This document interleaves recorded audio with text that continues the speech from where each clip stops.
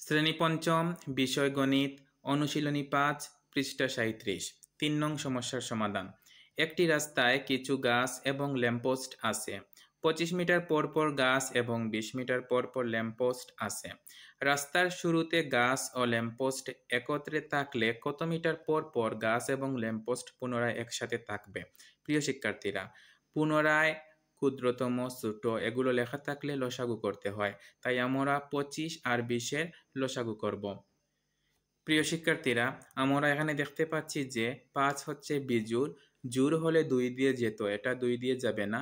তারপর ৩-এর নামতায় ২৫ নেই। তারপর পরের মৌলিক হচ্ছে ৫, ৫-এর নামতায় আছে। তাহলে ৫ ৫-এ ২৫, ৪ ৫-এ ২০। ৫ হচ্ছে মৌলিক সংখ্যা। দুটির মধ্যে যদি একটি মৌলিক থাকে তাহলে এখানেই শেষ। এবার আমরা লিখব সুতরাং লসাগু সমান। লসাগু হচ্ছে ৫ ৫ ৪ এর গুণফল। ৫ গুণ ৫ গুণ ৪। এবার আমরা দেখতে পাচ্ছি যে ৫ আর ৫ গুণ করলে ২৫, ২৫ আর ৪ গুণ করলে কি হবে? আমরা রাফে দেখি, ৪ ৫-এ ২০-এর ০ হাতে ২, ৪ দুগুণে ৮, হাতের ২-এ ১০, অর্থাৎ ১০০। তাহলে উত্তর হচ্ছে ১০০। এবার আমরা উত্তর কিভাবে লিখব?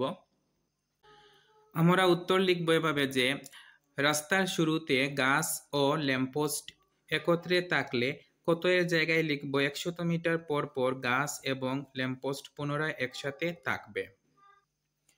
সুতরাং রাস্তার শুরুতে গাছ ও ল্যাম্পপোস্ট একত্রে থাকলে ১০০ মিটার পর পর এই ১০০ মিটার পর পর গাছ এবং ল্যাম্পপোস্ট একসাথে থাকবে।